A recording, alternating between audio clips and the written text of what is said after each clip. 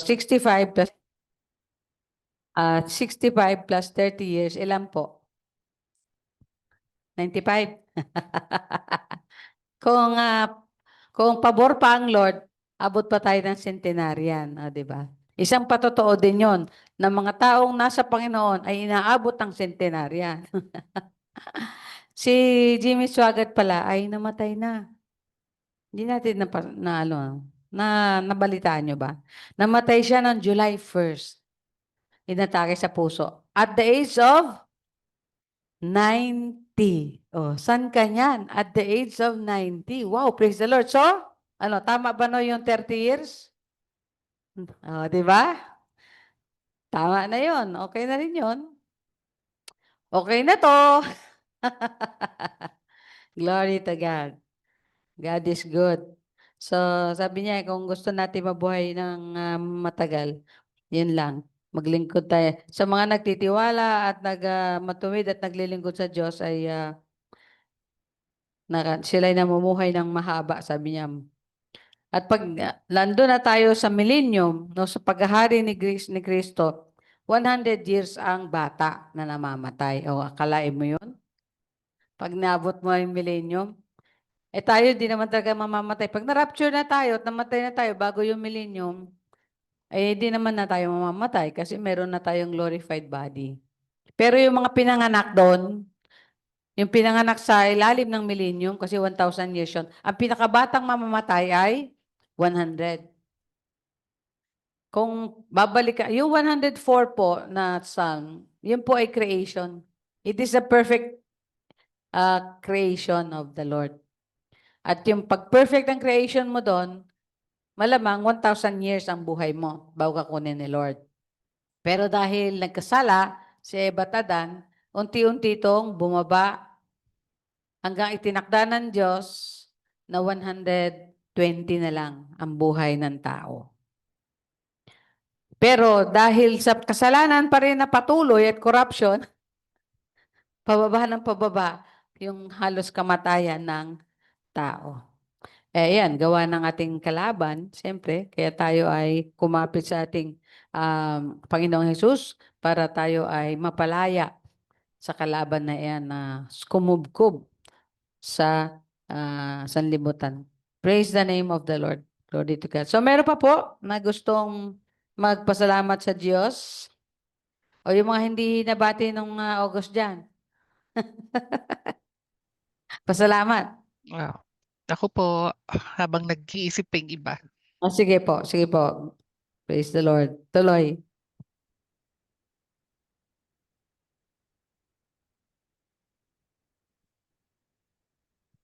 Okay na po, okay na, Bugi. Ayan. Malinaw naman, no? Nag-headset Maliwanag pa ako sa sinag ng araw. para malapit na yung microphone sa bibig. Good morning po. God bless everyone.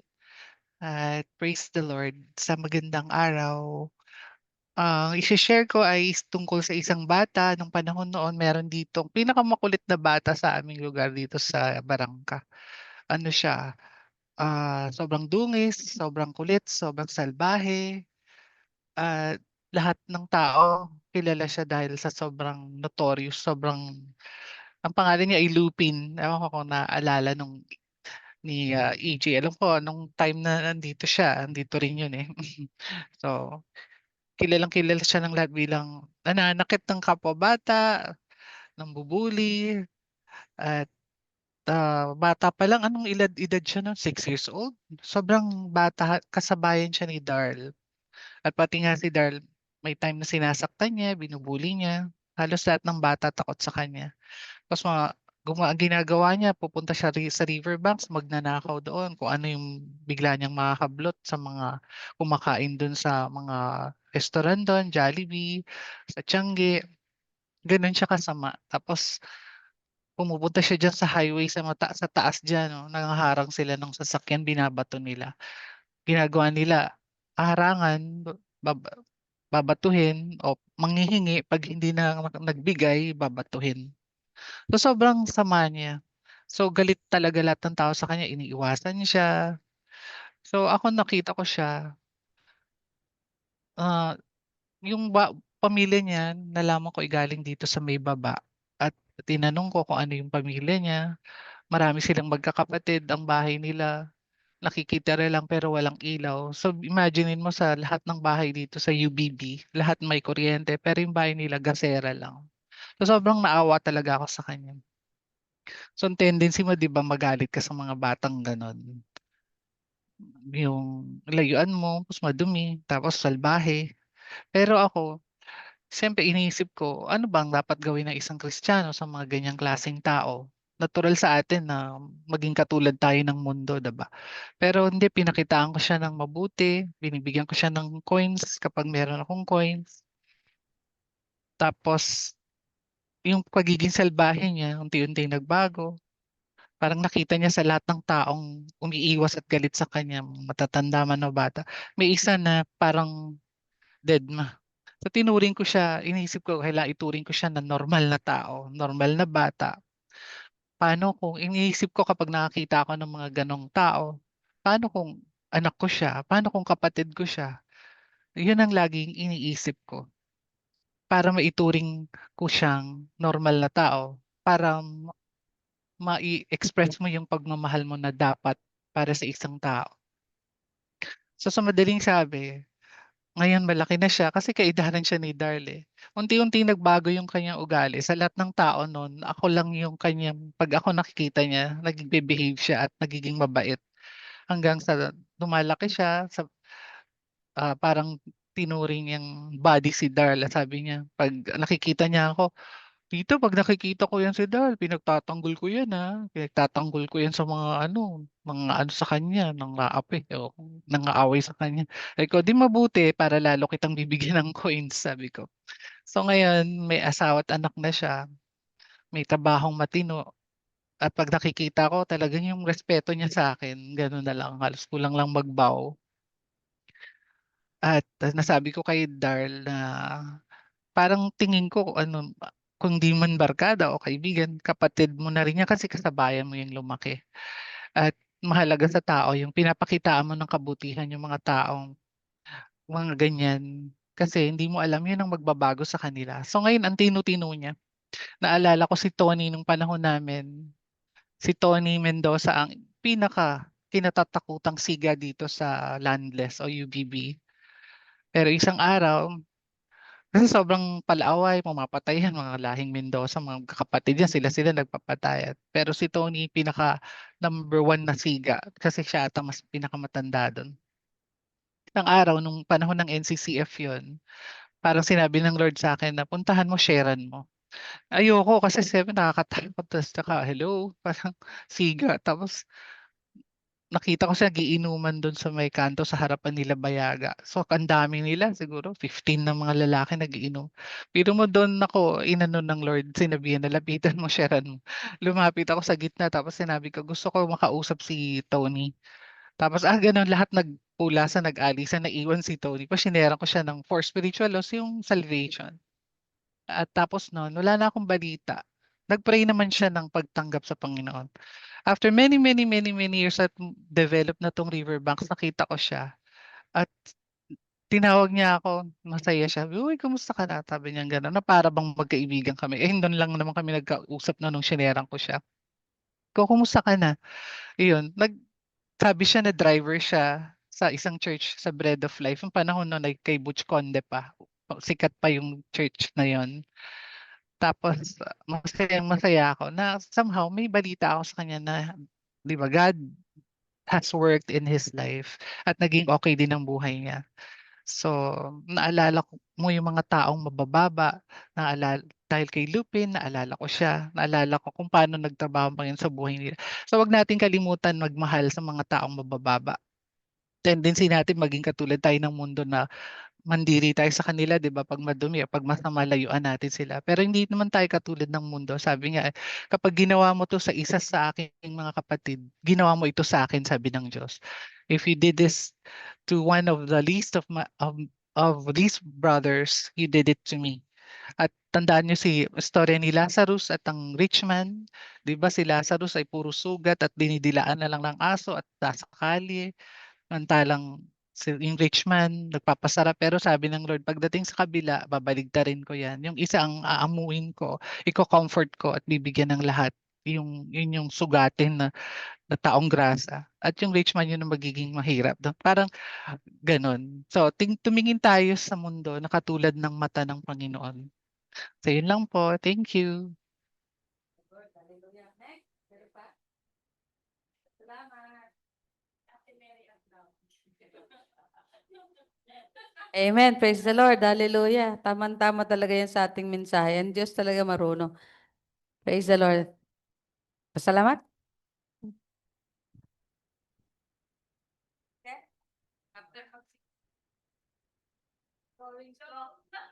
Ay, Glory to God. Good morning po. Parang ang hirap pagpasalamat, no? Ang dami-daming blessing si Lord, pero ang hirap pagpasalamat. Pero nagpapasalamat naman ako sa lagi sa kanya, pero hindi ko na i-share sa inyo. Tapos yung nabasa ko nga sa 1 Thessalonica 5:18 na magpasalamat kayo sa Panginoong Hesus sapagkat siya ay mabuti. Ba yun, parang sa ano sa akin na, bakit ang daming blessing si Lord sa akin tapos hindi man lang ako nagpapasalamat sa kanya sa inyo na nai-share ko sa inyo. Kaya praise si God, unang-una salamat talaga kay Lord at 61 na ako. Wow, pero malakas pa rin, wala namang nararamdaman na ano, kasi nung mga nakaraang siguro 6 months na nagpa-check up ako, lahat naman clear. Wala lahat in-examine lahat ako, pero pa rin ng Panginoon, wala akong sakit. Yun lang, high blood lang. Kaya oo, pero kayang-kaya naman ano ni Lord yun, disiplina lang sa sarili. Yun, thank you Lord at na-bless ako sa buhay ko, na nakarating ako sa edad kong ito na malakas, na bira lang naman din nagkakasakit, madaling mapagod, pero nandun yung ano ni Lord, ang laging ano niya sa gabay niya at nagbibigay ng kalakasan. Kaya purihin si God sa lahat ng bagay, sa maraming blessings na pinagkaloob sa akin, sa mga anak ko.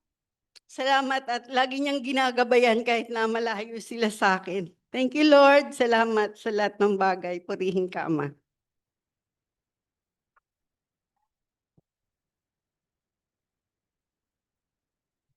Amen. Praise the Lord. Pag po tayo nagpapatotoo, nagpapasalamat, nakaka-encourage po tayo, nakakapagpalakas sa ating mga kapatiran. Kaya dapat talaga i-share nyo yan. Yan.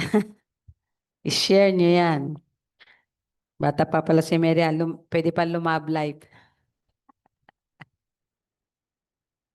Dapat nung pa. Talaga, 10 years. Pwede na rin, pwede na rin. Why not, coconut? No, meron pa tayo. Ah, gusto ko rin share yung yung first time kong umattend nung kung tawagin nila yon Fellowship of the Body of Christ. Kasi pinagsama-samang Alliance and Pastoral Fellowship, Ministerial Fellowship. Yung mga officers lang naman. At nagkataon ng pari ang maging host ko. So, pwede silang, yung aming buong opisyalis, kasama yung pwede namin isama, 10.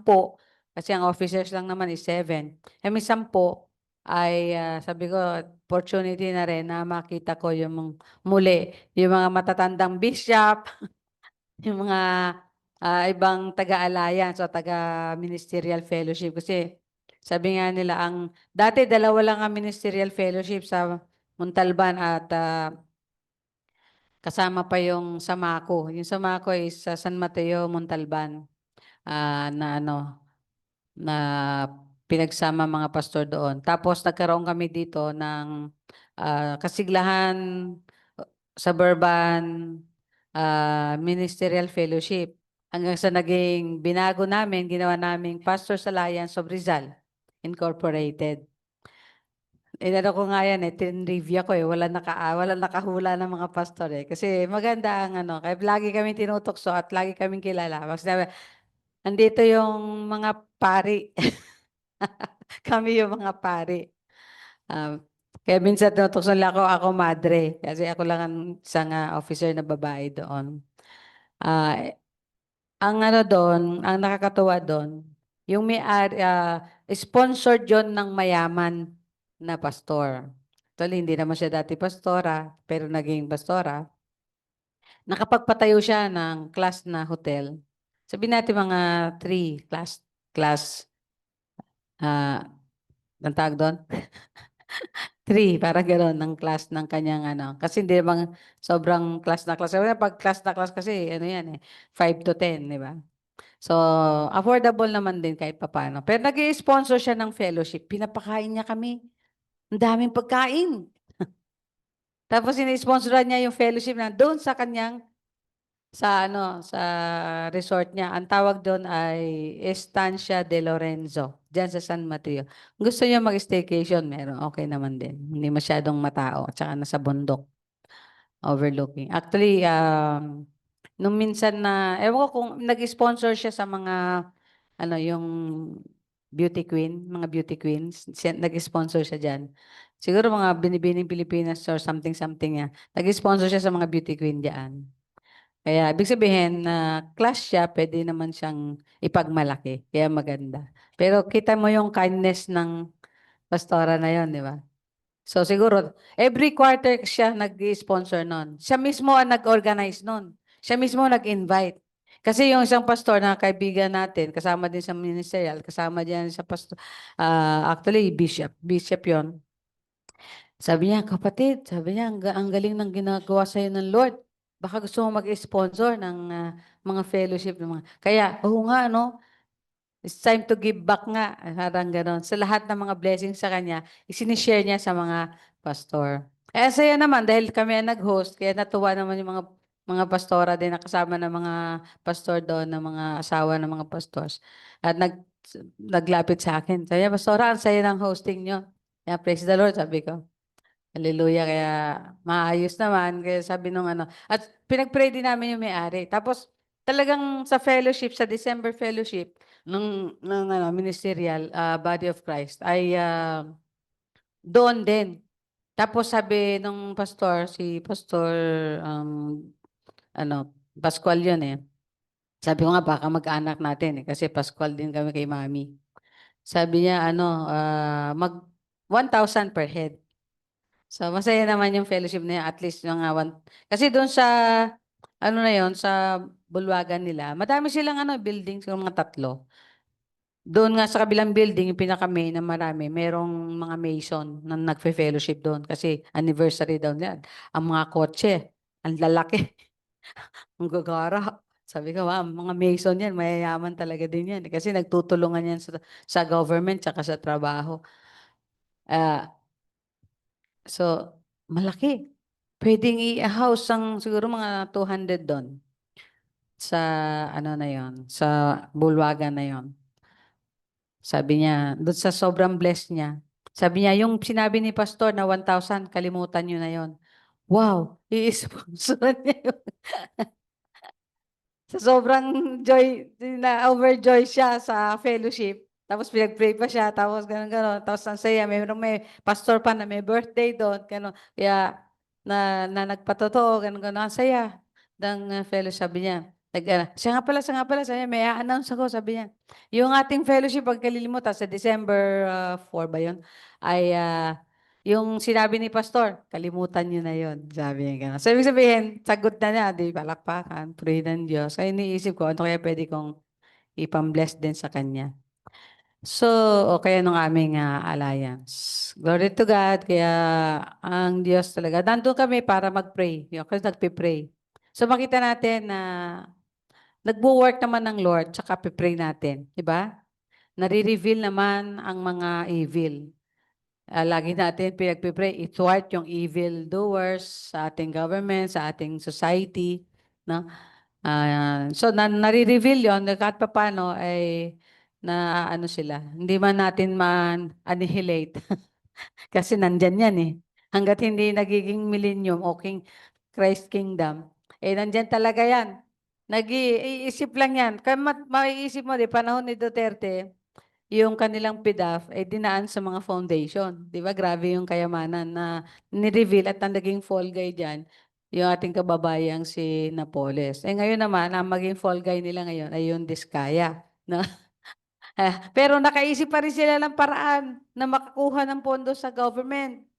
Yun namang mga flood control. At mas malaki pa kasi sponsored ng DPWH. O, ibig sabihin co-project ng DPWH. So yung mga lahat ng congressman dyan at lahat ng senador dyan pwedeng involved. Kapag mayroon silang pinayagan na o inapprove na flood control, yung isa sa kanilang ang pondo hindi na PDAF kung tawagin, insertion ang tawag. May funding pa rin sila. Mag-i-insert sila sa mga project sa kanilang mga constituents. So, lagi silang gumagawa ng paraan, di ba? Yung ating kalaban, di ba? May paraan talaga. Pero may paraan din ng Lord sa paghahabol sa kanila. Oh, hindi kayo makakalusot. I-reveal at i-reveal. Pero alam naman natin na ang reckoning time, hindi naman ngayon. Balang araw. Binibigyan lang silang time mag-repent. And Lord willing, God's mercy, magkaroon ng repentance. Pero nakakakilabot, di ba? Biro mo. Yun talaga. Pera ng taong bayan. Kasalanan talaga nila yan sa bansa, sa bayan, na kung saan nagsumpa sila na paglingkuran. Oo. Talagang kasalanan sa Diyos at sa bayan. Yan talaga. Bakit? Pondo yan eh. Minsan nga iba hiniram pa binaro, inutang pa Tapos kakanyahin mo lang, ibig sabihin, tsatsapin nyo. O sige, tsap-tsap. Hanggang sa pupunta sa contractor, 30% na lang. Anong gagawin ng contractor? Mandadaya na rin siya, di ba? 30% na lang At 30% daw doon sa mga congressman. Sukli na kagad. Di pa nga nagagawa, may sukli na. Hindi pa nababayad, may sukli na. Nauuna na mag-dole out ang mga contractors. So, kawawa din mga contractors. They are being forced to do evil kasi nga sa mga greed ng ating mga officials. Anyway, God is good. Ewan ko lang sa susunod. Sabi ko nga, lagi natin pinagpipray, di ba, Noy, nung magkasakit si Hana, na maging maganda yung system ng health system natin. Tsaka siyempre yung education. Sabi ko, kung ang lahat ng insertion niyan, nilagay na lang dyan sa ospital na pampublika at sa mga probinsya, nilagyan nila ng maayos na health system. Tapos, sa public schools, na libre talaga. Sabi ko, grabe, bilyonin. Kita niyo yung cat's eye? Yun umiilaw sa daan kapag dumaan ka dyan. Di ba ang dami? Ang dami, di ba? 3 lane, 3 side. Ganon-ganon, no? 1,100. O pagpalagay natin yung gagawa niyan, bibigyan natin ng 1,000 in a day.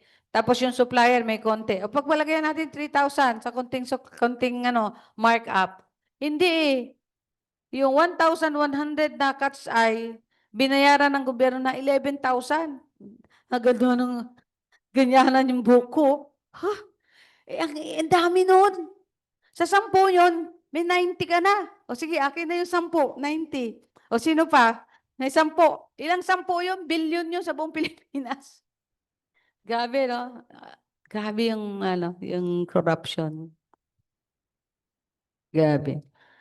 Kaya lagi natin sinasabi, may the Lord thwart these people. Expose them. Thwart them, no? Sila, sawatahin. Glory, glory to God. Amen. Meron pa magpasalamat sa Panginoon? Baba? 11, 10:26 na. So punta na tayo sa James. Ang James po ay Santiago sa Tagalog.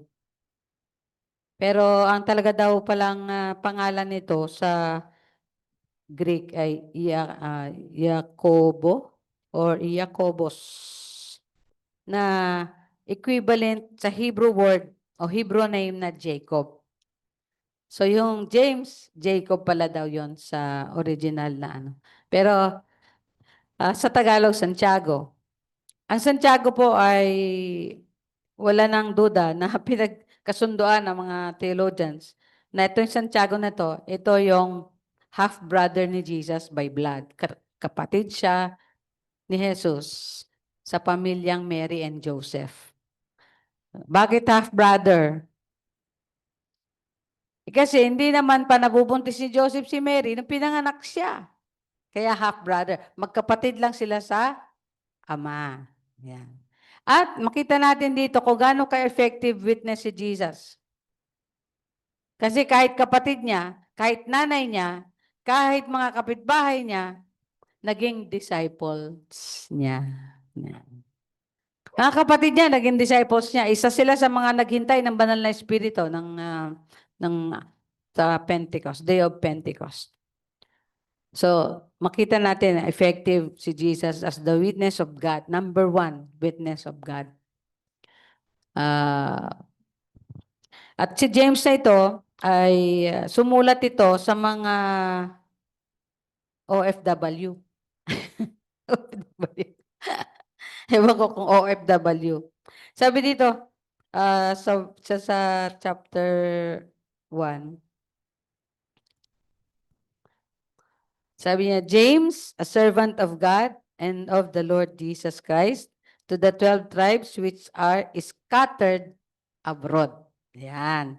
Yung mga nag-abroad na mga kasama o mga Hebreo o mga Hudyo na kalahi na nila ni Jesus. No? Kaya sabi ito, to the 12 tribes which are scattered abroad. So, nung time na yon, naka-scatter na din talaga ang mga Hudyo kasi sa persecution sa Jerusalem. Kaya nga, yung 12 disciples ni Jesus, hindi talaga yung umaalis sa Jerusalem. Makabayan yan eh. Kabansa. Ang ginawa sabi ni Jesus, paano ko kayo i-scatter? Sa iba sabi ko, you shall be my witnesses in Jerusalem, in Judea, in Samaria, and to the outermost part of the earth. Kaya sabi niya, kung hindi kayo aalis dyan, paano tayo i-scatter? So, ang ginawa ni Lord, ay nagpadala siya ng persecution, yung matinding persecution, kaya nagpulasan sila sa Jerusalem. Kasi doon ang huhuli, matinding hulihan doon. Pero yung 12 talagang doon lang sila, nag-solid sila doon, yung 12. Later, kaya nung nagpe-pray sila, nag-speak ang Holy Spirit, sabi niya, ipadala niyo sa akin si Pablo, saka si Barnabas. I-anoint niyo sila para sila ang lalabas ng Jerusalem. So sila yung nagsimulang maghayo si Pablo. Kaya si Pablo ay representative yan ni Lord sa mga non-Jews, yung mga hindi Hudyo. At si Pedro pero si Pedro pa rin ang nag-open ng gospel sa kanila sa magitan ni Cornelius. Yan. Nagbasa na ba kayo ng Acts?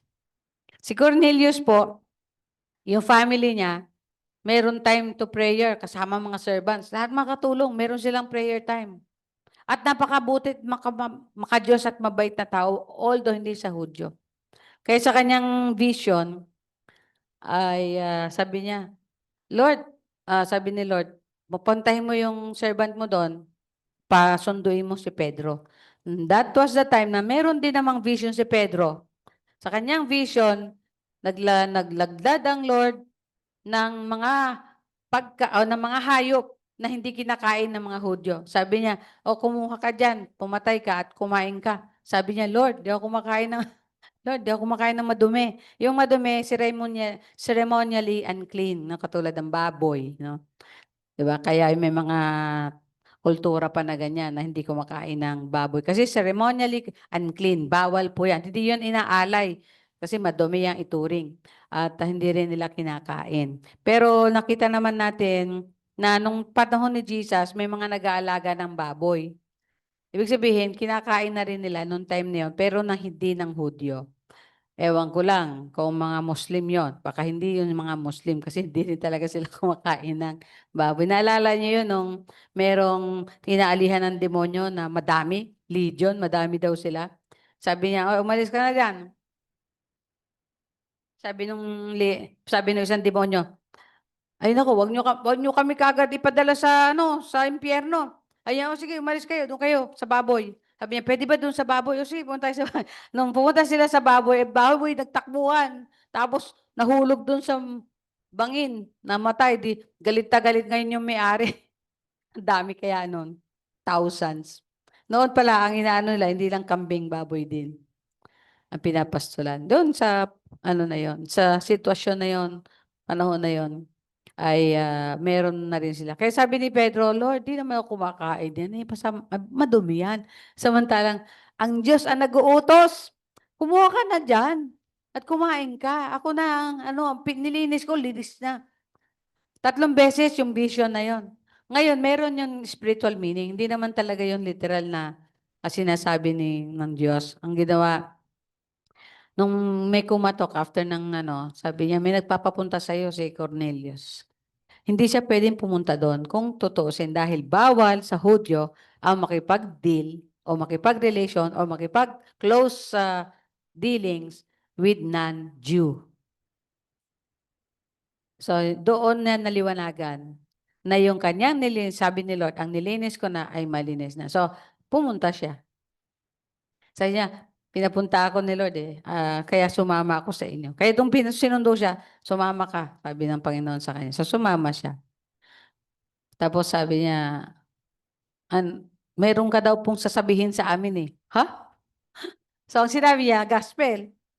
Si Jesus, namatay para sa atin. Dati namin na inaano, dati kong hindi pinaniniwalaan ko, ganun. Alam mo, dahil maka-Diyos, si Cornelius at ang pamilya niya, noong time na yon, nakatunga nga pa lang sila sa sermon ni Pedro, na pospos na sila ng banal na espiritu. Grabe. Praise the name of the Lord. Doon na open yung gospel sa mga non-Jew o mga hindi Hudyo. So si Pedro, tama. Si Pedro ano sabi ni Pedro? Ano sabi ni Jesus? Si Pedro talaga ang pillar ng church. Kasi nga, siya yung inatasan ng Lord. Di ba sabi niya? Upon this rock, sabi niya, ikaw Pedro. Yan, ikaw Pedro. Pero ako ang Petra. Upon this rock, I will build my church. Pero ikaw, bibigyan ko ng susi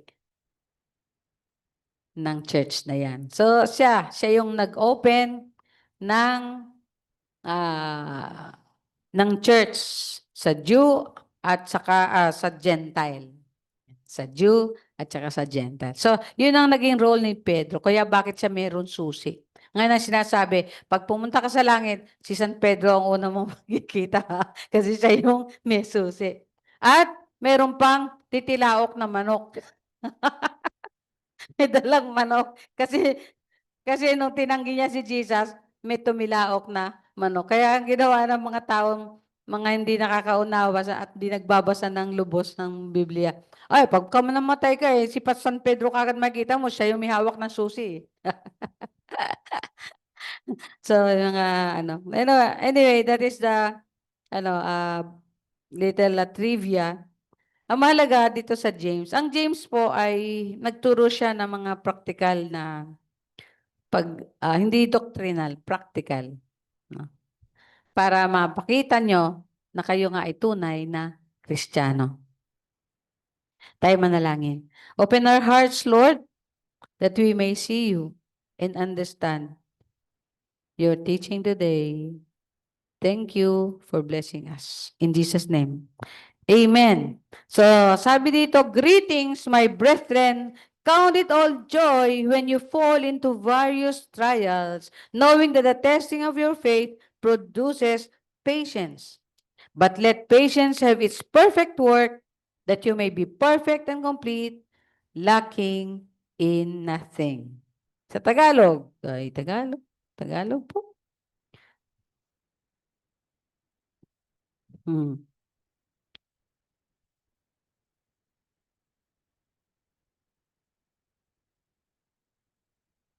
Litin natin sa umpisa. Diyos, mula kay Santiago, lingkod ng Diyos at ng Panginoong Hesukristo, ipinapaabot ko ang aking pagbati sa lahat ng mga hinirang ng Diyos na nakikipamayan sa iba't ibang bansa, mga nag-migrate. Mga kapatid, magalak kayo kapag kayo dumaranas ng iba't ibang uri ng pagsubok. Dapat ninyong malaman na nagiging matatag ang inyong pananampalataya sa magitan ng mga pagsubok. At dapat kayong magpakatatag hanggang wakas upang kayo'y maging ganap at walang pagkukulang. Isa yan. Yan ang mga premise ng turo ni Santiago.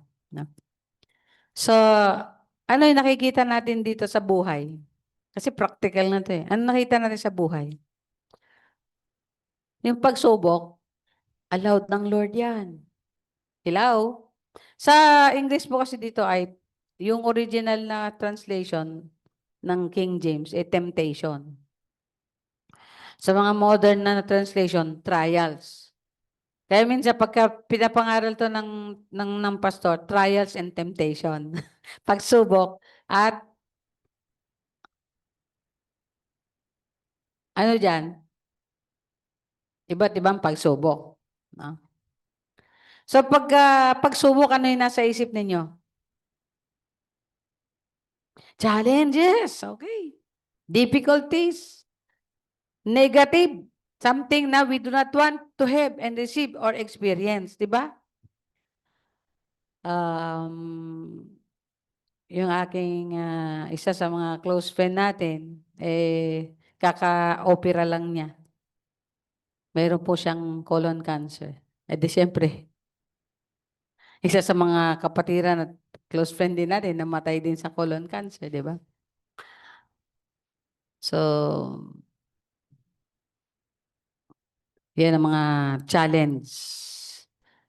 Pero sabi nga, ano bang gusto mo ba? To die? Ano ka ba? To live is Christ or to die is gain?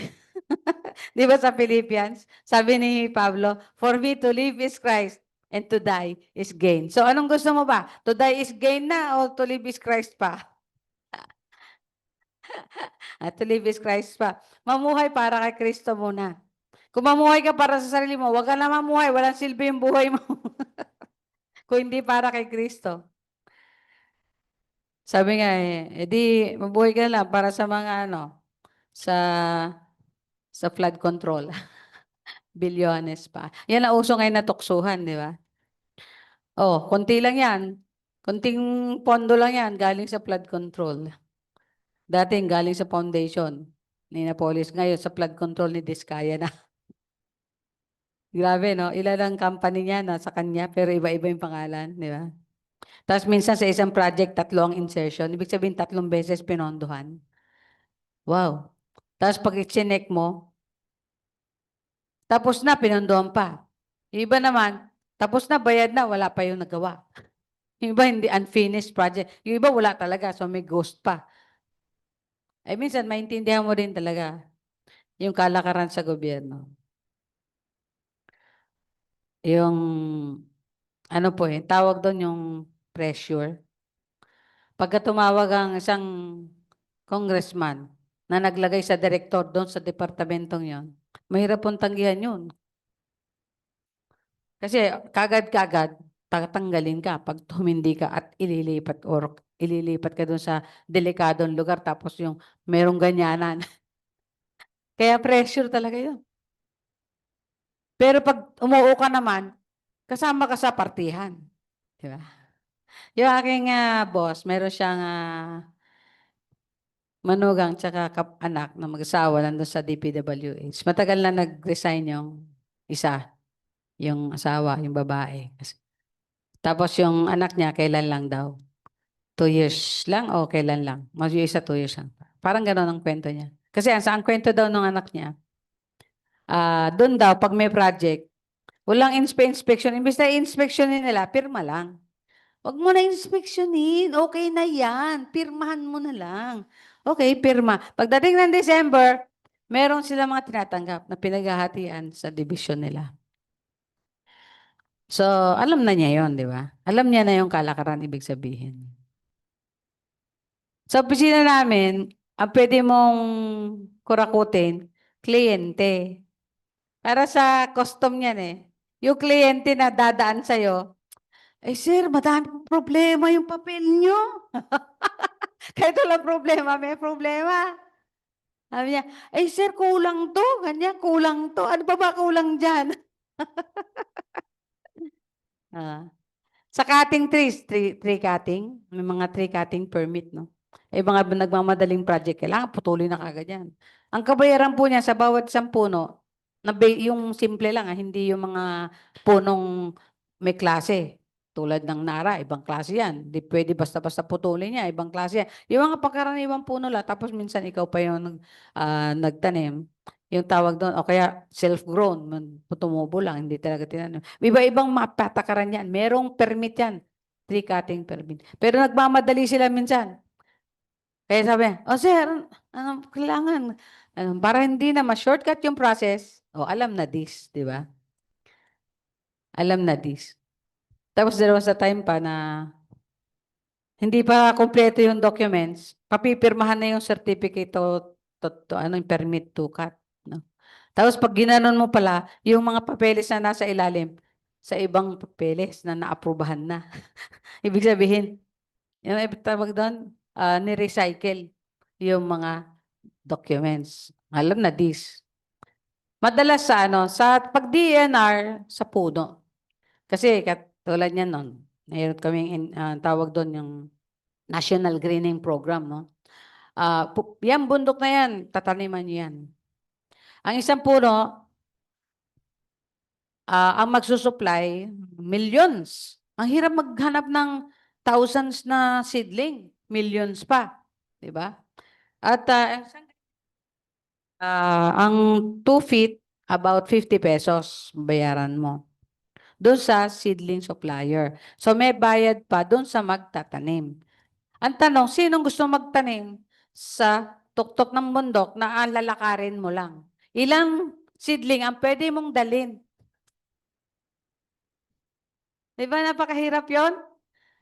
Ang dadalhin mo yan, merong basket sila dito nalagay. Ang pinakamadaming seedling na pwede mong itanim, siguro 5, na dadalhin mo sa bundok. Bundok, tapos ang tarik. Tapos i-report yan, nataniman na yan. Siyempre yung mag-inspector, tatanawin mo na lang, alangan maakyatin mo yung bundok. Para bilagin mo. Oh, tama yan, tama yan. So, ang sistema kasi ang may problema eh. Sabi ko nga, so alam mo yun, nung time na yun, ewan ko lang, nakikinig, naka-FB Live. Nung time na yun, ang dami nagkaroon ng SUV na, alam niyo na yun. Tapos nung sabi ko, naku, magandang pagkapirahan yan. Sabi ko dun sa tatay, meron silang naray. Bawat isang buto, kung mapatubo mo yan ng kahit bayaran ka ng mga 10 pesos, okay na. 10 pesos. Eh kung makaproduce ka ng 1,000 na seedlings, 10,000 yun, di ba? Tubong lugaw. Kung makaproduce, ang hirap nun. Gaano kadaming area para matanim mo yung 1,000 na yun? Ang daming plastic, daming lupa, ang daming Nung babayaran na, piso, sabi kulang pa sa pambili ng plastic at lupa. Kasi yung Nara, sabi ko nga kay Elian noong time na yun, sabi ko, pulutin mo lahat ng nalaglag na Nara na buto dyan, tsaka yung Tapos nagpaturo pa ako paano himayin kasi nasa loob pala yung talagang buto nun. Kasi may flat na gano'n yun eh. Tapos babalatan mo pa yun yung seedling na nun. Tapos tanim mo, pag tumubo yun ng 1 foot, pwede mo na yun ibenta sa DNR. O, di ba? Bibili ng DNR. Bibili na sa'yo ng barak. Tapos sila, papalabasin nila, ganito ang binayaran o halaga. Bino mo piso, sa 50, di 49 pesos, di ba? Yung katkong nila. And time na yun, milyonan. Millions. Nabibili mo, 1,000,000 seedling. Saka kukuha ng 1,000,000 seedling, di bogus. Di ba? Sa buong Pilipinas, kukuha ka ng 1,000,000 seedlings, baloney, bogus, pero nakalusot yun. Lahat, okay. Lahat na taniman. Pero pag nag-helicopter ka, saan ba yung tinaniman banda dito? Tapos pag nagbibideo sila, kasi dapat may documentation, siyempre yung kaya lang abutin, yung bandaron pa. Sabi ko, alam mo naman kasi, paano mo tataniman yan ng tao, ilang tao ang magtatanim ng ilang milyon sa mataas, matarik, bago mo mapapunta doon, i-drop mo yan sa aeroplano, sa buti pa. Tsak, tsak, tsak, tsak, tsak, tsak, tsak, tsak, tsak, di ba? Sabi ko doon sa boss namin na isa, forester din yun eh. Sir, kita niyo yung bundok ng Montalban. Paano po matataniman yan? Madali yan. Sabi niya, magpapa-spray tayo dyan ng ano, seedling ng, hindi ko makapit sa bato. Ah, talaga sir? Ba't di natin ginagawa? Ewan. Eh gusto nila may tao eh. Tao. Kasi siyempre, nandun yung corruption sa tao. Alam mo naman, may sukle. Di ba? May sukle. Yung isang kasama natin, pastor dyan, pastora, alam mo, sinisingil ako ng ano dyan, di tuloy ako makasingil sa ano eh. Bakit? Eh, bibigay ako ng, alam mo na, under the table. Eh, wala na akong pambayad sa mga nagtanim. Ganun po ba? Opo. Kaya hinayaan ko na lang, kahit di na nila ako bayaran. Sabi, bahala sila. Produce nila yung pera. Ang problema, walang binayad sa farmers. Naku, nakakahiya naman sa'yo. Sino po ba yung kausap niyo doon? Gusto ko sanang kausapin. Eh, hindi, wag na po. Kasi baka malaking ano pa yan eh. Baka ma-involve pa kayo dyan. Sabi niya, ganun.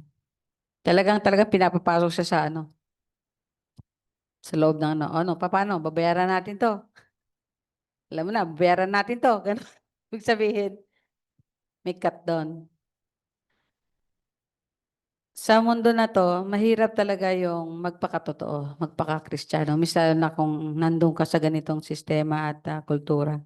Pero sabi nga, wag kang magpakatatag ka, no? Dahil sa iyong pananampalataya, sa pamamagitan ng pagsob, dapat kayo magpakatatag hanggang wakas upang kayo maging ganap at walang pagkukulang. Kailangan natin ng katatagan, kapatid, sa pagiging Christian. Ako, di ba, umamin ako noon ng nakaraan na nag-bribe ako ng huli sa akin. Pero ngayon, sasabihin ko, sige, huli na lang kung huli.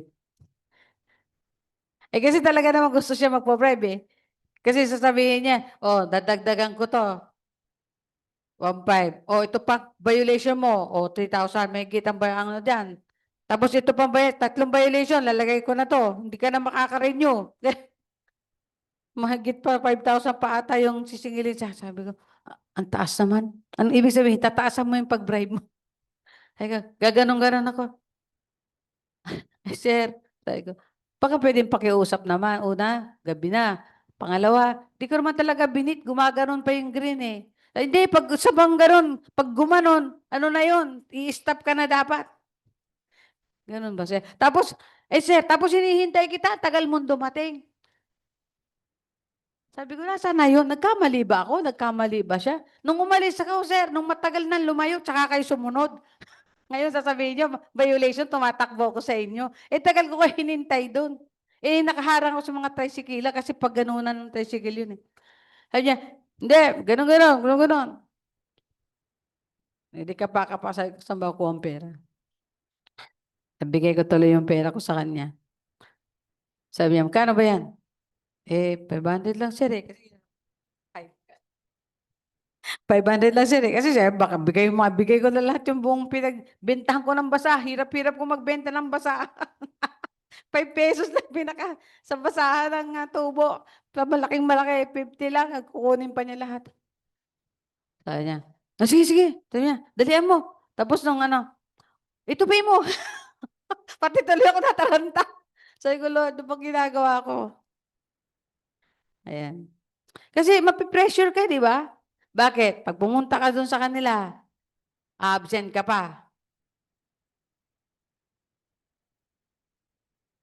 Tapos pipila ka pa. Nung sa Manila, nahuli ko, 2,000, ano lang, hindi pala beating the red light. Wrong lane.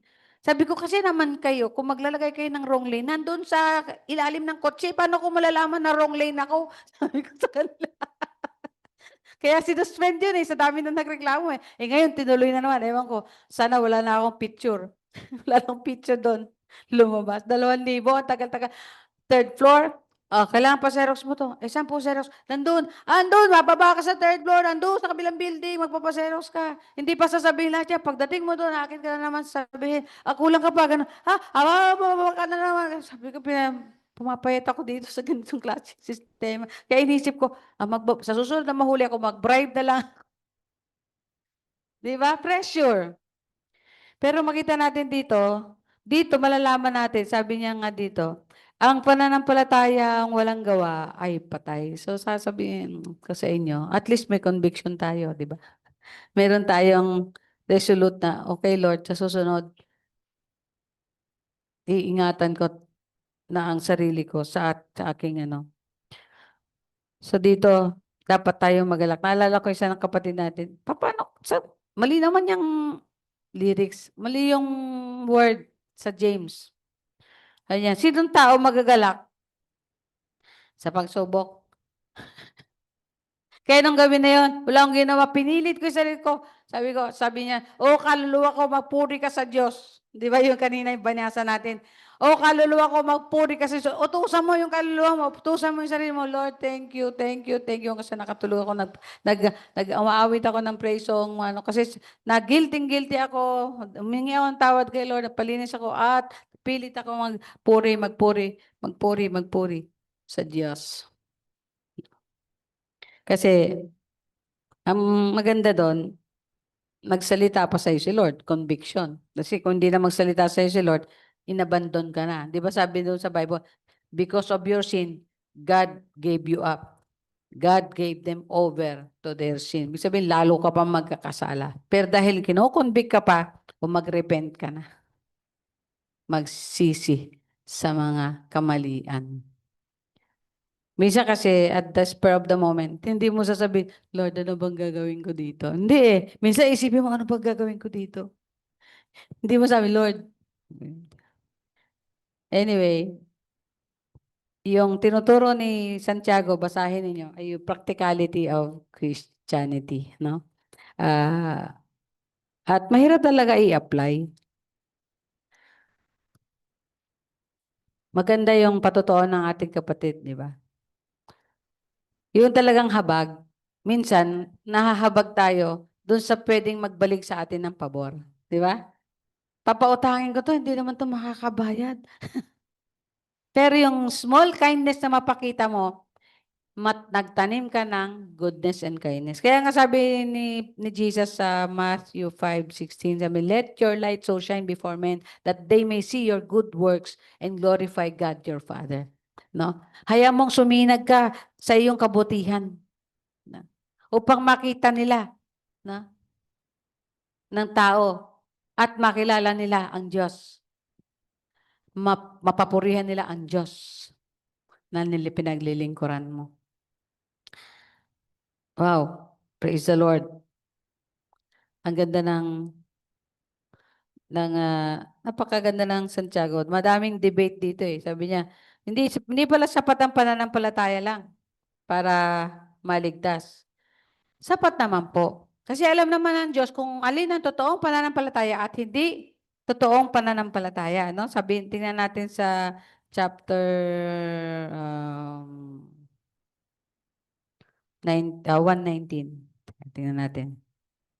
119, sabi dito, ay mga kapatid, kung minamahal, unawain ninyo ito. Maging alisto kayo sa pakikinig, maingat sa pagsasalita, at hindi agad nagagalit. Dahil ang galit ng tao ay hindi nakakatulong upang magawa kung ano ang ayon sa kalooban ng Diyos. Kaya't talikuran na ninyo ang inyong maruruming gawa at alisin ang masasamang asal. Magpakumbabang, tanggapin ninyo ang salitang itinanim sa inyong puso. Ito ay may kakayahang magligtas sa inyo. So yung pagkapit natin sa salita ng Diyos, doon yung nakikita eh. Minsan gusto lang natin marinig yung salita ng Diyos kasi minsan nagkakapag-encourage, nagkakapagbigay ng joy.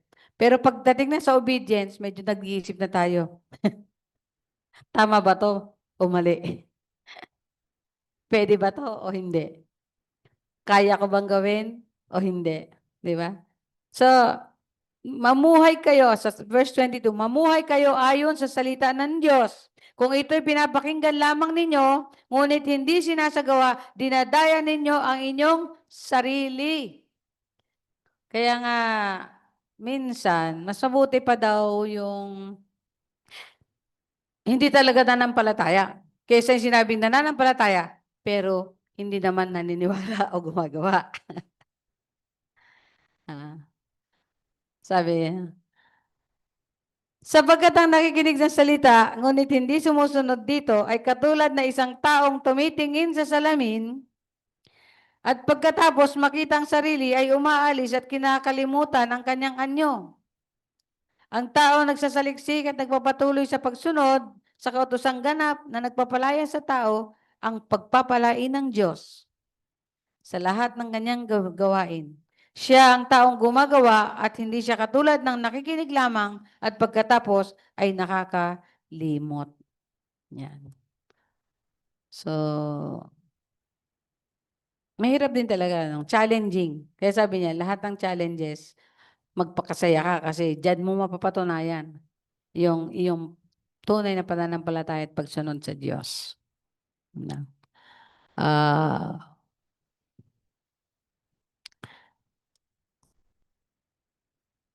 Sabi dito, kung inaakala ni Numan na siya'y relihiyoso, ngunit hindi naman siya marunong magpigil ng dila, o isa pa doon, number 1, yung sa practicality ng dila. Mahirap din talaga. Mas lalo na yung tenga pag nakinig ng chismis, di ba?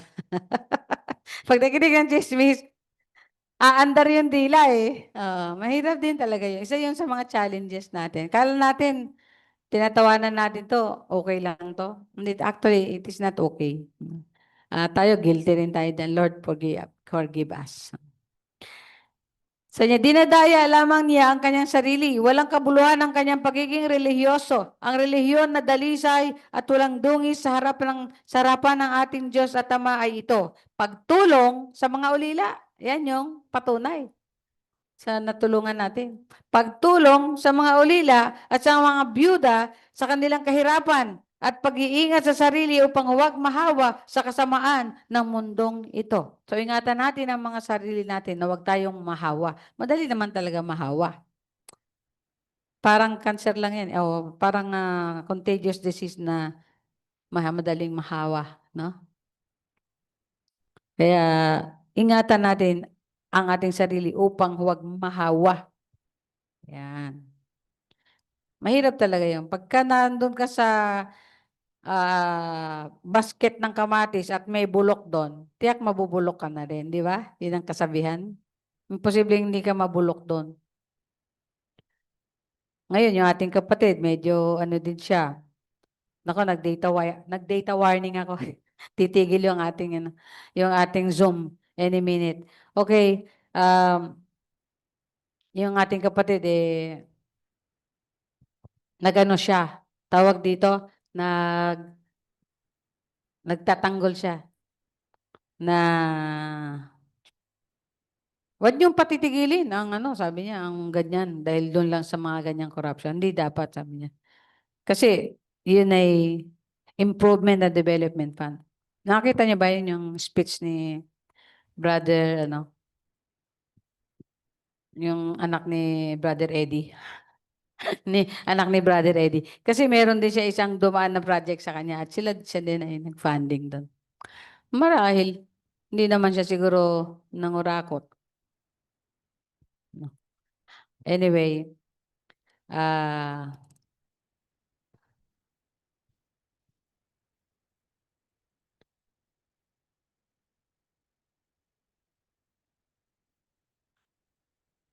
so ang practical na payo ni James dito ay ingatan ang sarili upang huwag mahawa sa kasamaan ng mundong ito.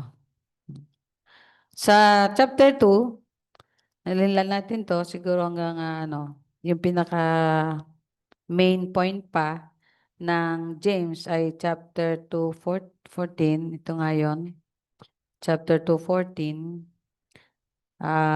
Sabi dito, mga kapatid, ano ang pakinabang kung sabihin ng isang niya ito pinapatunayan sa gawa? Maililigtas ba siya ng ganoong uri ng pananampalataya? Halimbawa, may isang kapatid na walang maisuot at walang makain. Kung sasabihin ninyo sa kanya, patnubayan ka nawa ng Diyos, magbihis ka't magpakabusog, ngunit hindi naman ninyo siya binibigyan ng kanyang kailangan, ano ang silbi niyon? At sa amin na mga pastor, minsan na pagka nagsabi kami ng mga pangailangan, ang una lang, sige, sige pa, pray kita kapatid. Mahirap din kasi kagad na, misala kung financial, di ba? Yung isang pastor na naalala ko, konti lang naman pala yung kailangan niya eh. Sabi niya, may, panalangin naman ako kasi nabagyo yung aming church, hindi na nga yung buong ganyan, prayer. Tapos lumapit ako. Sabi ko, kapatid, kano po ba yung buong na kailangan nyo? Yung bubong lang. Sabi. Nung time na yon 500 kapatid. 500 lang pala eh. Sige po, hintayin nyo. Pag nag-500 ako. Tapos pinaalalahanan niya ako. Tapos nagpadala ako ng 500. Kung iniisip ko, grabe, 500 lang, di ba?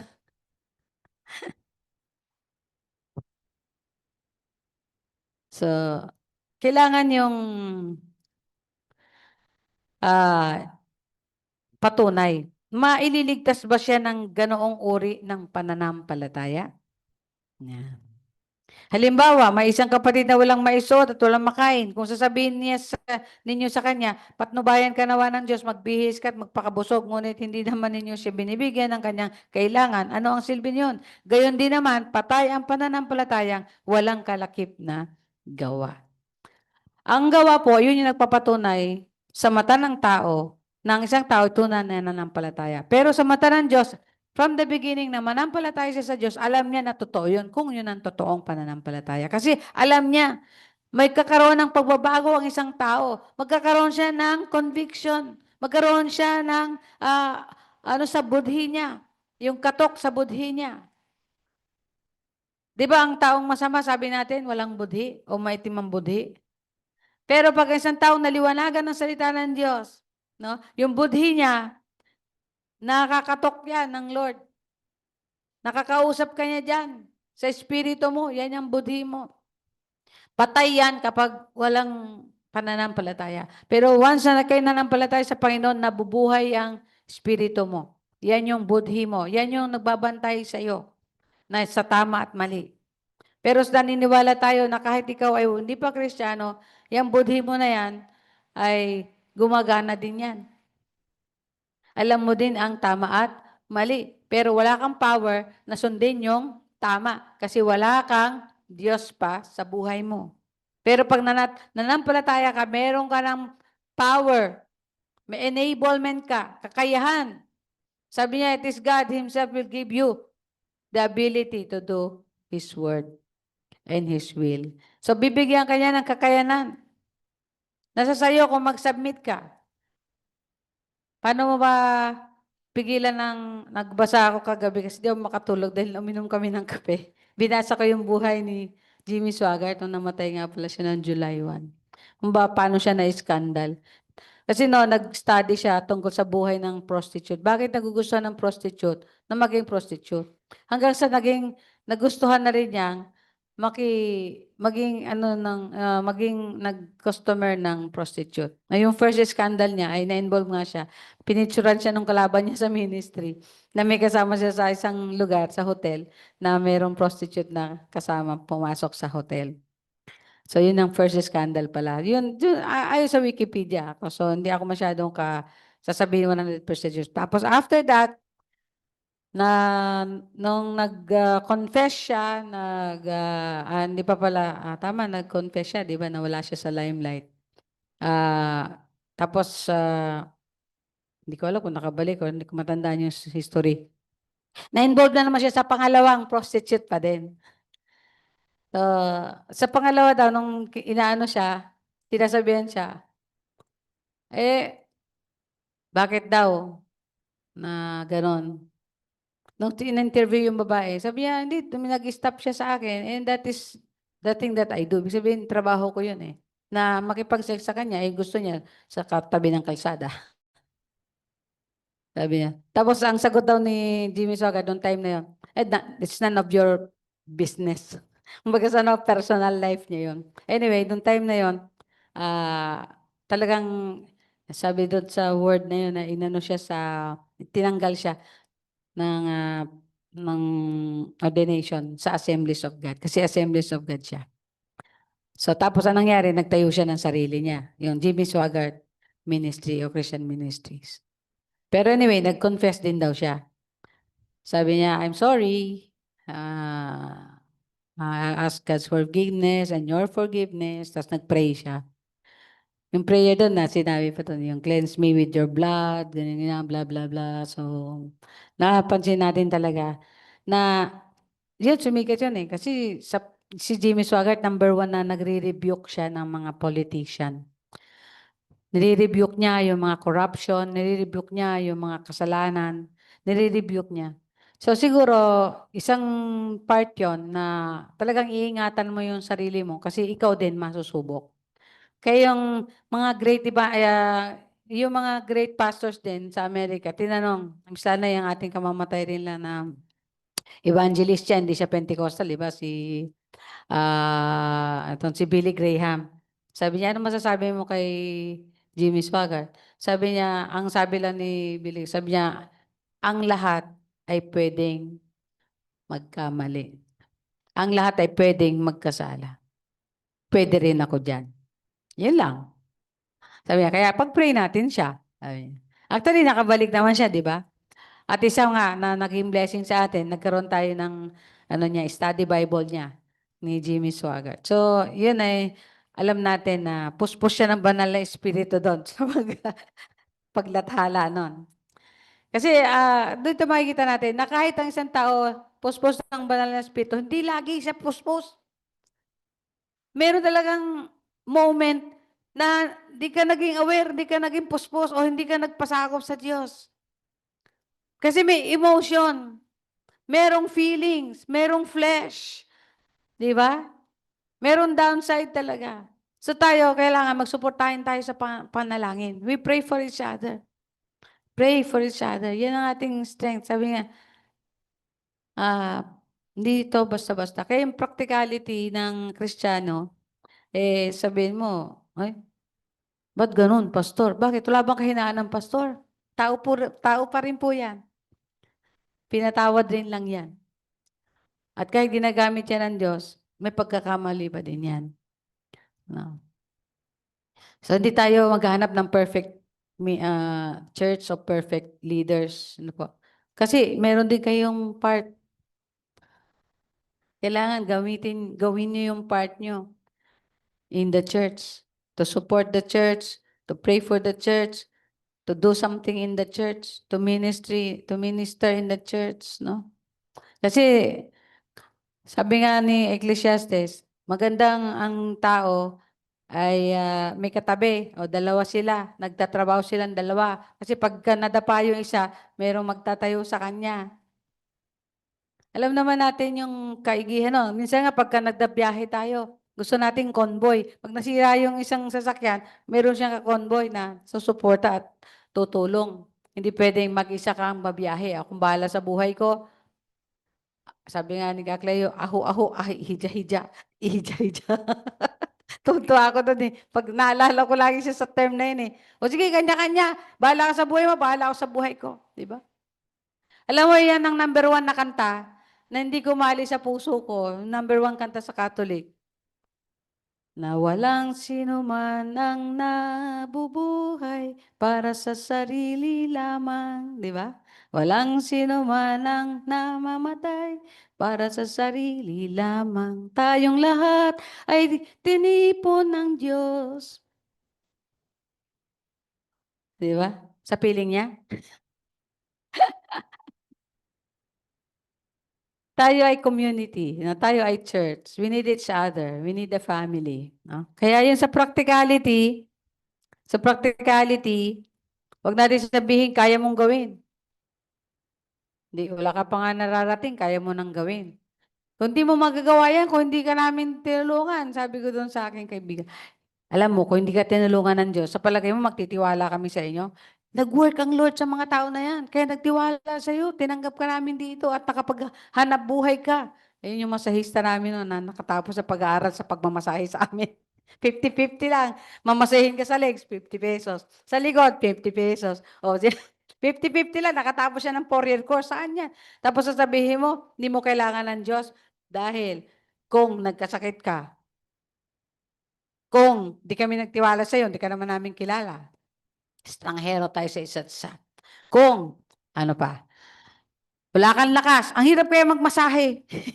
Eh kung wala kang lakas, kinuha ng Diyos lakas mo. Eh huwag mo sabihin na nabuhay ka sa sarili mo lang. Hindi po.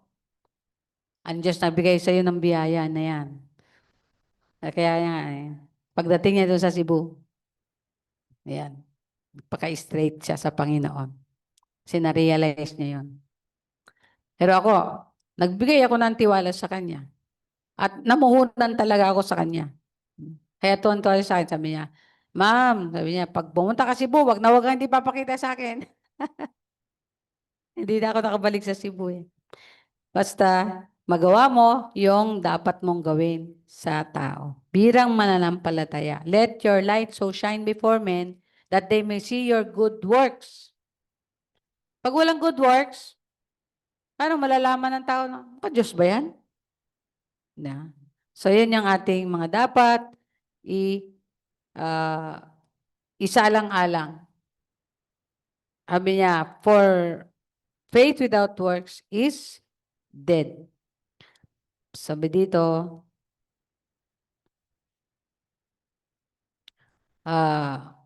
dito ay makikita mong maglalakip ang kanyang pananampalataya at mga gawa. At naging ganap ang kanyang pananampalataya dahil sa kanyang mga gawa. Natupad ang sinasabi ng kasulatan. Si Abraham ay sumampalataya sa Diyos. At dahil dito, siya itinuring ng Diyos bilang matuwid. At tinawag siyang kaibigan ng Diyos. Diyan ninyo makikita na ito tinuturing na matuwid ang isang tao dahil sa kanyang mga gawa at hindi dahil sa pananampalataya lamang. Gayon din si Rahab, ang babaeng nagbebenta ng aliw. Pinatuloy niya ang mga espiya ng Israel at itinuro pa sa kanila ang ibang daan upang sila'y makatakas dahil sa ginawa niyang iyon, siya'y tinuring na matuwid. Patay ang katawang walang espiritu. Gayon din naman, patay ang pananampalatayang walang kasamang gawa. So, we must prove. Patunayan natin sa sarili natin at sa kapwa natin mananampalataya na tayo tunay na mga mananampalataya. Si Jesus dito sa James na ito, hindi siya masyadong dyan eh. Kinontext lang niya yan si Jesus sa ugali ng mga Hudyo, sa Judaism. Pero walang masyadong focus sa kanya. Pero ang focus doon, yung faith mo kay Jesus, yun magpapakita ng Jesusness, ng pagiging meron ka na Kristo o pagiging Kristiyano. Sana inisip natin, sa ngayon, tanungin natin ang ating sarili o tinatanong kayo maaring ng Panginoon, what can you do as a Christian? To His church and to the community. Ano ba ang ginagawa natin? Hindi po pwedeng wala tayong ginagawa. Kailangan may ginagawa tayo para sa kanyang katawan o iglesia at sa komunidad sa ating kapwa. Tayo manalangin. Father in heaven, it is really hard to prove that we are a believer, that we are Christians, that we are changed, that we are being righteous or made righteous by your grace, Panginoon. Sapagkat may mga laban sa aming mga katawan, sa espiritu, isip, sa aming mga kultura, laban sa aming mga nakagawian, laban sa aming minsan na kinalimutan ng prinsipyo pero naging ugali pa rin. Pero naniniwala kami, you will make a way for all of us. O Father, I pray sa inyong pagbukas ng aming mga mata.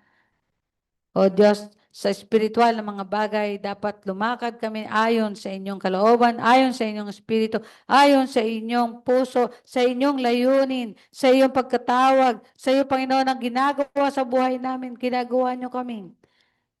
Kawangis ninyo, nawa kami ay mamuhay at meron kaming mapakita araw-araw sa aming buhay na kindness and goodness to our fellow men. Kindness and goodness to our fellow brothers and sisters. Kindness and goodness, oh God, to the whole community. Sa hindi man community ng Lord, kundi community ng mundo na ito. So that we will be light of this world. Sabi niyo nga, maging liwanag kayo ng mundo na ito. Kaya nga, hindi kami pwede maging liwanag lang sa kapatiran, kundi maging liwanag kami sa buong mundo kung saan nandun ang kadiliman. Nawa kami ay magliwanag. Kung saan nandoon ang kabulukan, nawa kami ay maging asin doon, O Diyos. Hallelujah. Glory, glory, glory to God. Salamat po. O Diyos, purihin ka. Sambahin pangalan mo. Pangalan ni Jesus. Amen at amen. Ganda umaga sa ating lahat.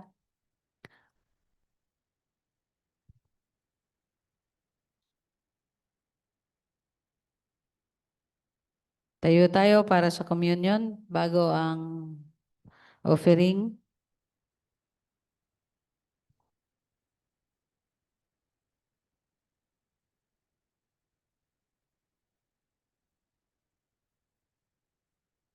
Salamat.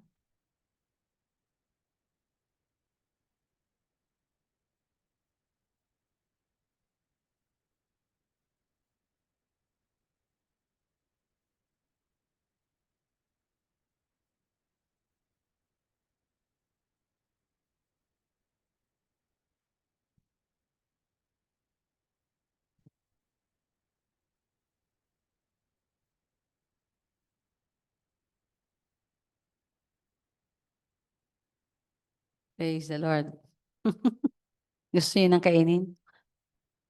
Pigilan niyo yung sarili niyo. Kung kayo nagugutom, maya-maya may pagkain tayo. Glory to God. Hallelujah. Tapos na po. Meron ng lahat.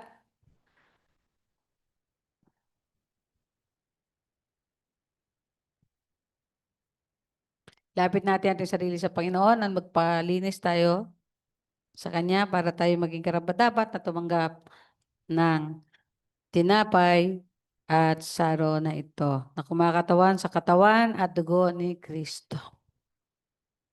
Tayo manalangin. Paglapit namin sa inyo, Panginoon, ikaw ang nagsabi kung sino man ang maging tapat sa inyo, Diyos, tapat ka rin na kami lilinisin at patatawarin sa lahat ng aming kalikuan.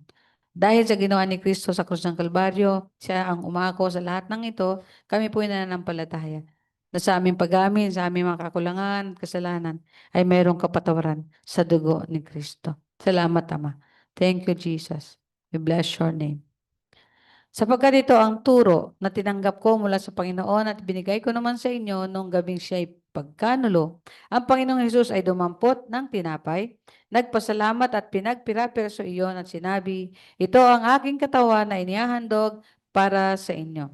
Gawin ninyo ito bilang pag-aalaala sa akin. Tayo manalangin, basbasan nyo ang tinapay na ito na kumatawan sa inyong katawan o Panginoong Hesus na pinagpira-piraso, binigay, sinakripisyo, at inalay para sa aming katubusan. Purihin ka at sambahin ang pangalan mo, naway patuloy na palakasin kami sa aming mga spiritual na pamumuhay.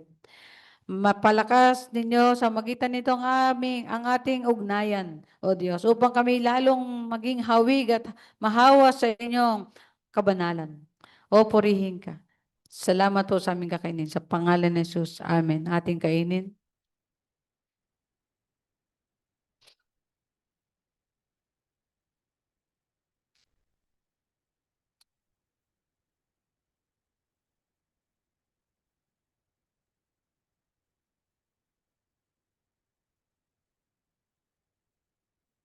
Matapos maghapunan, dumampot din siya ng kopa at sinabi, ang kopang ito ang bagong tipan na pinagtibay ng aking dugo. Tuwing iinumin ninyo ito, gawin ninyo bilang pag-alaala sa akin sapagkat tuwing kakain kayo ng tinapay na ito at iinom sa kopang ito, pinapahayag ninyo ang kamatayan ng Panginoon hanggang sa kanyang muling pagparito. Tayo manalangin.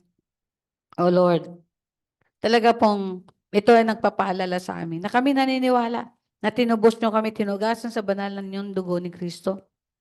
Naniniwala kami sa kamatayan niya na binigay para kami magkaroon ng buhay. At naniniwala rin kami, O Diyos, sa kanyang pagkabuhay na muli at pag-akyat sa langit at muling pagparito upang kaming lahat na sumampalataya sa kanya ay kunin at muling magkita. Thank you, Jesus. We praise you for your blood. We praise you that we are cleansed through your blood. In Jesus' name we pray. Amen. Ating inumin. Hallelujah. Purihin ang Diyos. Thank you, Lord.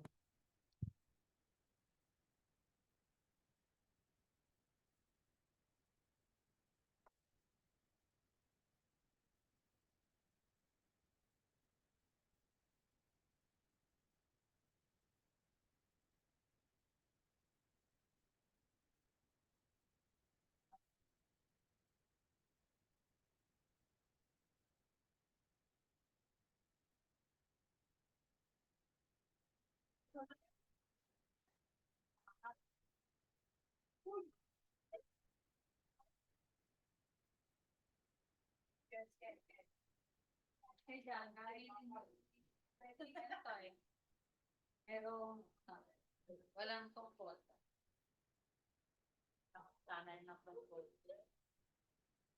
Praise the Lord. Hallelujah. Tayo'y magkaloob at handog para sa Panginoon. Tayo manalangin. Ama namin Diyos, salamat po sa umagang ito na pinagkaloob mo sa amin, O Diyos. Salamat sa paglilingkod, Panginoon. Hallelujah. Na may gawa, O Lord. Salamat, Panginoon, sa mensahe na pinagkaloob mo sa amin sa umagang ito para sa galing ng Santiago, Panginoon. Salamat sa aming pastora, Panginoon, na naghayag ng iyong mga salita, O Lord.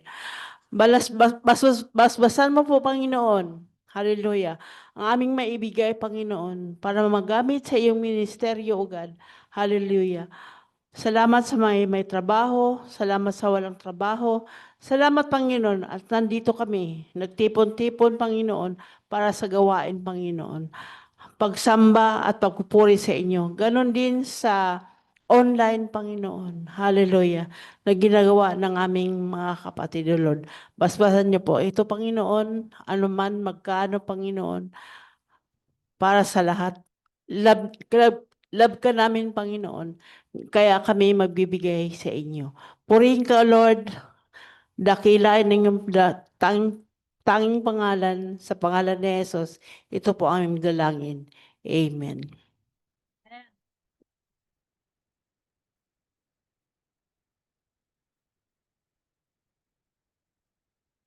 Oh. Oh, yeah.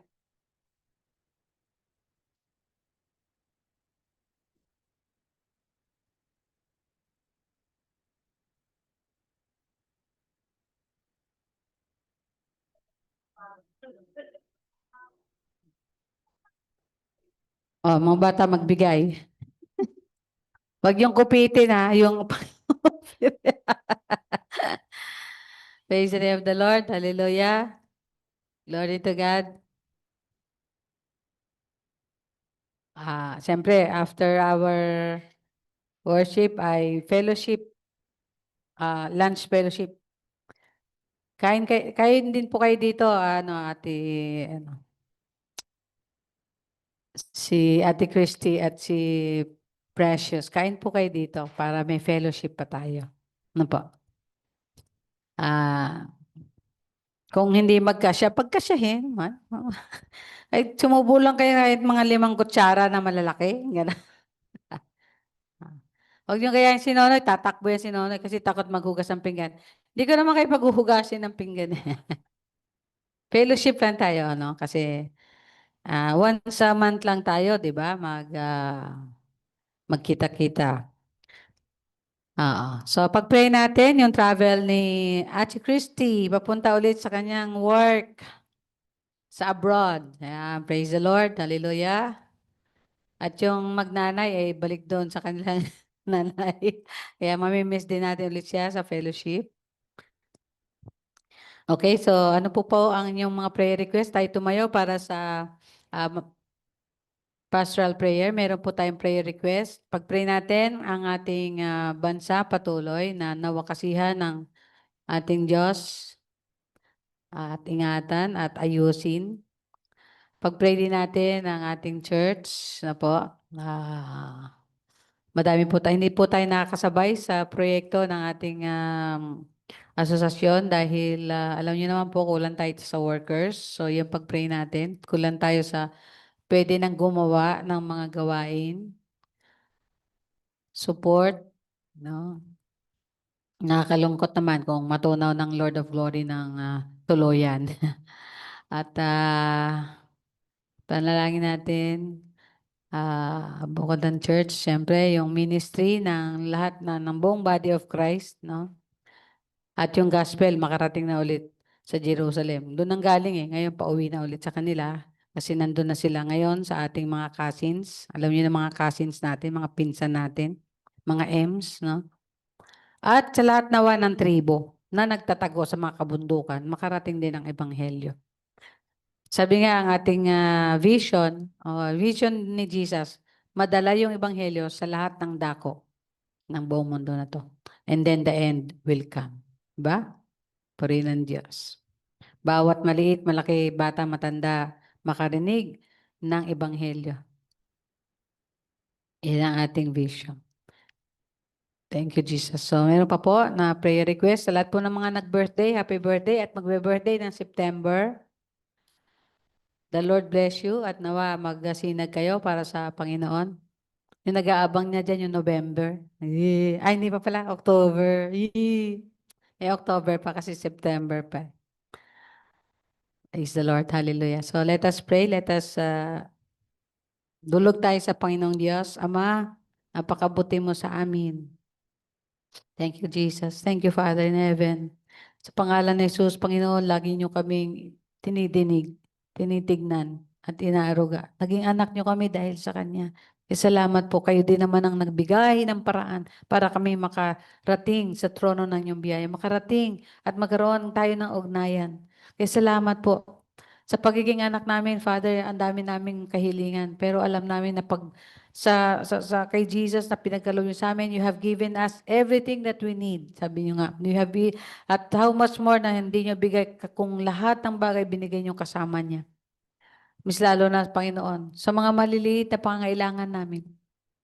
Sa mga maliliit, Panginoon, na kahirapan namin. Sa mga maliliit na kasakitan namin. Sa mga maliliit, Panginoon, o Diyos, na dinudulog namin sa inyo. Hindi nyo pa kaya ito ipagkaloob samantalang pinagkaloob nyo ang inyong bugtong na anak kasamang lahat ng bagay na aming pangangailangan. Thank you, Jesus. Thank you, Jesus. Hallelujah sa ating mga kapatid nasa ibang lugar. Salamat pong pag-iingat nyo. Nawa ikaw, Panginoon, ang patuloy na sumama sa kanila at magbasbas, mag-protect, mag-provide. Father, gumamit sa kanila mightily for your glory and for your name.